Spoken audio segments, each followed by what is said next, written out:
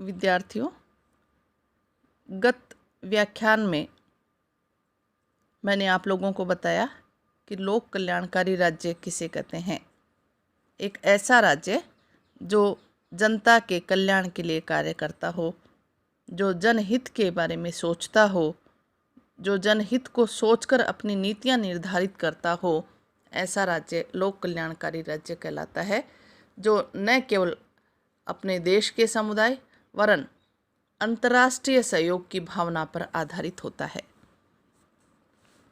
उसी क्रम में आगे आज मैं आप लोगों को बताऊंगी कि लोक कल्याणकारी राज्य के कार्य कौन कौन से होते हैं।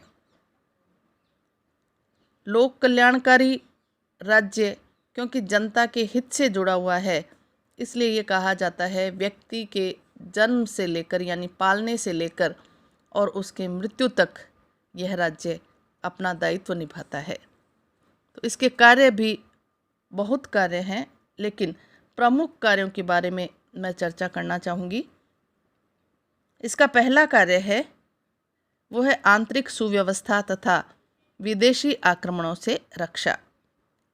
एक राज्य जब तक विदेशी आक्रमण से अपनी भूमि और सम्मान की रक्षा करने की क्षमता नहीं रखता और आंतरिक शांति तथा व्यवस्था स्थापित रखते हुए व्यक्तियों को जीवन की सुरक्षा का आश्वासन नहीं देता, उस समय तक वह राज्य कहलाने का ही अधिकारी नहीं है। इस कार्य को संपन्न करने के लिए राज्य सेना और पुलिस रखता है, सरकारी कर्मचारी तथा न्याय की व्यवस्था करता है और इन कार्यों से संबंधित व्यय को पूरा करने के लिए नागरिकों पर कर भी लगाता है। दूसरा उसका कार्य है व्यक्तियों के पारस्परिक संबंधों और राज्य एवं व्यक्तियों के संबंधों की व्यवस्था करना। तो मानव के स्वार्थी होने और उनकी पृथक पृथक विचारशीलता होने के कारण उनके विचारों और कार्यों में भेद होता है और किन्हीं प्रतिबंधों के अभाव में विचारों और कार्यों का वह भेद कई बार संघर्ष का रूप भी धारण कर लेता है। तो इसलिए राज्य के द्वारा व्यक्तियों के पारस्परिक संबंधों को नियंत्रित किया जाता है और इसके लिए राज्य कानूनों का निर्माण करता है और पुलिस और न्यायालय की व्यवस्था भी करता है। इसके अतिरिक्त वर्तमान समय में व्यक्ति एवं राज्य के संबंधों को नियमित करना भी आवश्यक हो गया है और यह कार्य भी राज्य के द्वारा ही किया जाता है। यह कार्य अत्यधिक महत्वपूर्ण है और इस कार्य को भली भांति संपन्न करने पर ही व्यक्तियों की स्वतंत्रता एवं राज्य की सत्ता निर्भर करती है। फिर है कृषि, उद्योग तथा व्यापार का नियमन और विकास करना। लोक कल्याणकारी राज्य के दायित्व एक ऐसे राज्य के द्वारा ही पूरे किए जा सकते हैं जो आर्थिक दृष्टि से पर्याप्त संपन्न हो।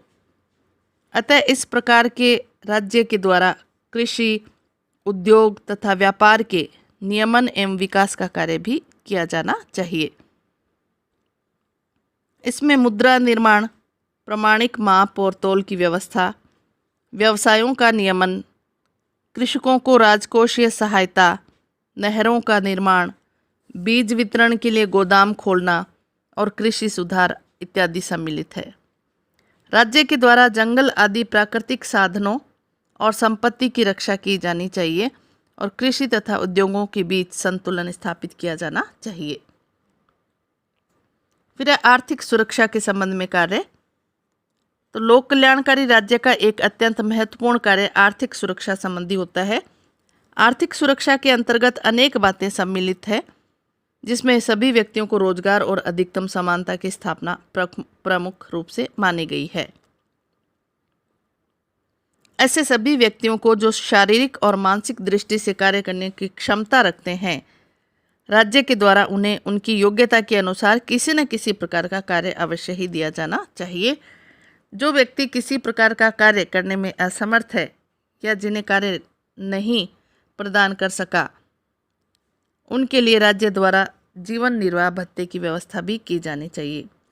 तो लोक कल्याणकारी राज्य के द्वारा यद्यपि आय की पूर्ण समानता स्थापित नहीं की जा सकती, लेकिन जहाँ तक संभव हो व्यक्तियों के आय के न्यूनतम और अधिकतम स्तर में अधिक अंतर नहीं होना चाहिए और इस सीमा तक आय की समानता स्थापित की जानी चाहिए कि कोई भी व्यक्ति अपने धन के आधार पर दूसरे का शोषण न कर सके।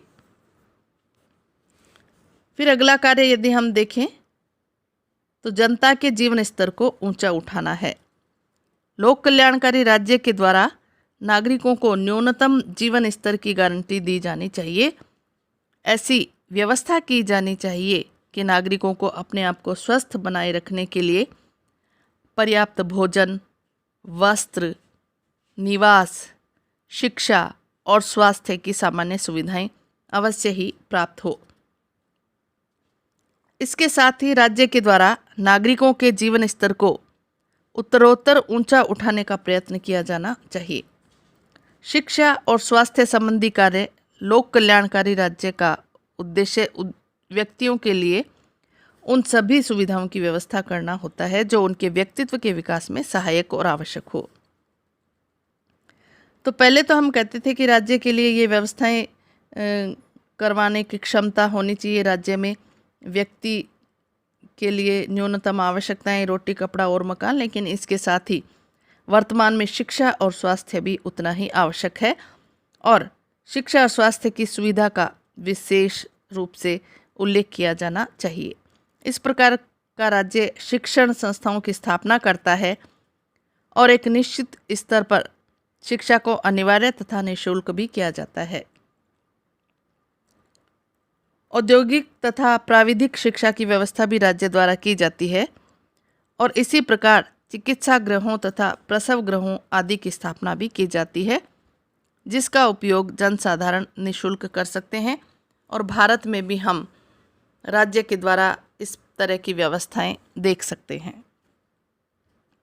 फिर है सार्वजनिक सुविधा संबंधी कार्य।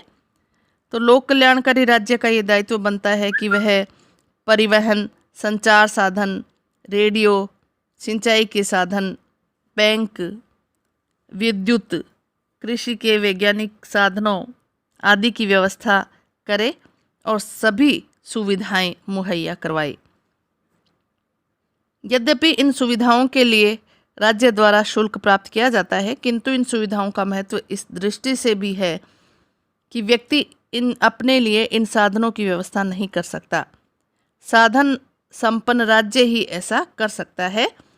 इसके अतिरिक्त इन सुविधाओं के लिए राज्य के द्वारा केवल उचित शुल्क ही प्राप्त किया जाता है और जो कुछ लाभ होता है वह सार्वजनिक कोष में जाता है तथा उसका उपयोग भी स्वाभाविक रूप से अधिक सार्वजनिक सुविधाएं प्राप्त करने के लिए ही किया जाता है। फिर है समाज सुधार। कल्याणकारी राज्य का लक्ष्य व्यक्तियों का न केवल आर्थिक वरन सामाजिक कल्याण भी होता है।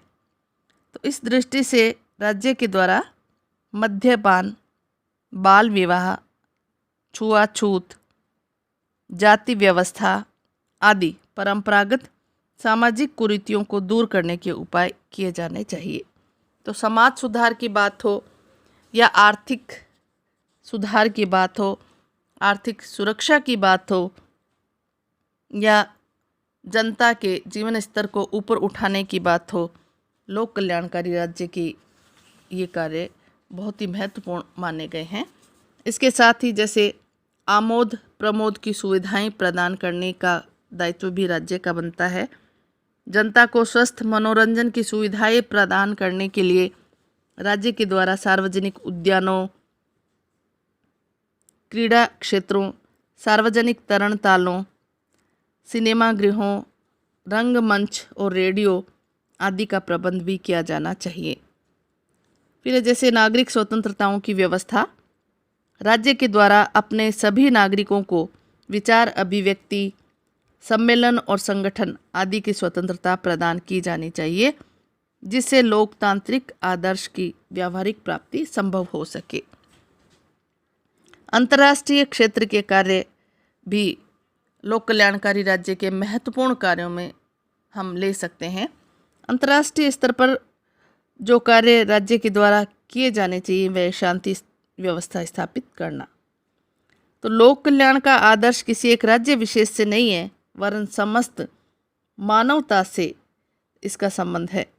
एक लोक कल्याणकारी राज्य के द्वारा अंतर्राष्ट्रीय क्षेत्र के अंतर्गत युद्ध का नहीं वरन अधिकाधिक राज्यों के साथ सद्भावना और सहयोग का मार्ग अपनाया जाना चाहिए। जैसा कि मैंने अभी आप लोगों को बताया, शांति व्यवस्था बनाए रखे सभी राज्य का उद्देश्य ये हो कि वो सभी राज्यों के बीच में सद्भावना और सहयोग की नीति अपना सके।